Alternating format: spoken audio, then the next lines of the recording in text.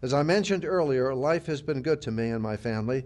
I have come to believe that what is important in life are relationships and service to others. The most important relationship is that between you and God. And the next, I think, is the relationship between you and your spouse. I have come to believe that it is more important to have a good relationship than it is to be right. If you have trouble accepting that concept, think about it a while. Service to someone is such a blessing and such a joy. If ever I doubted whether I made the right decision about dental school, I just have to remember how God has allowed me to do missionary dentistry in my office, or short-term mission trips, or volunteering in free clinics, and I've always been the one blessed. 8 years ago, I knew it was time to retire from active practice, but I still volunteer at 2 free dental clinics. I'm still keeping my hand in, so to speak. And I'm still doing stainless steel crowns on police dogs. I've done over 80 of these, and I can now truly say that my dental practice has gone to the dogs. But that's another story. My biggest fear in thinking about retirement was that I would have so much free time.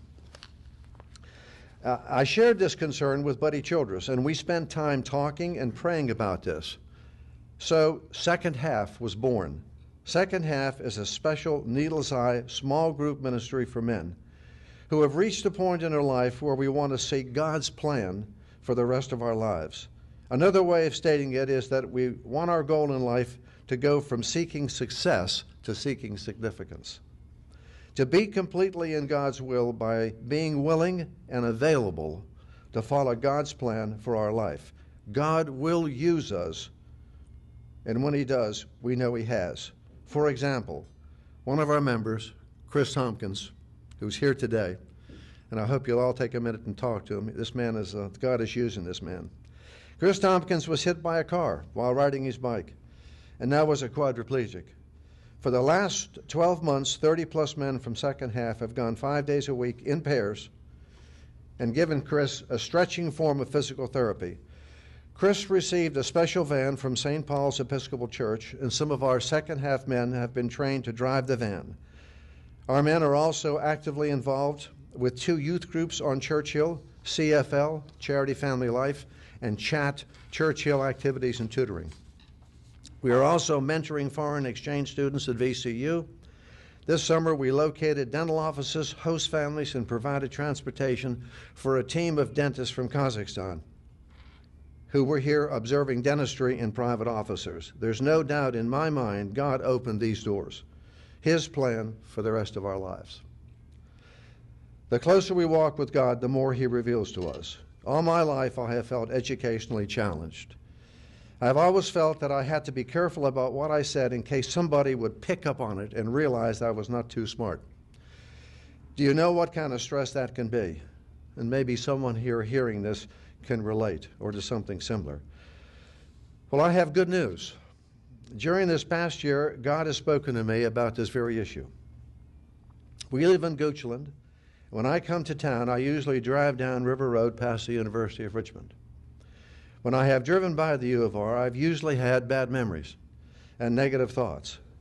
Well, one day, driving by, I had the same thoughts of how poorly I had done as a student and how educationally challenged I was.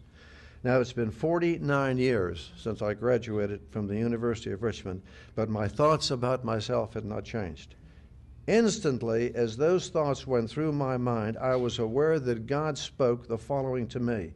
I made you the way you are, and I have used you the way you are.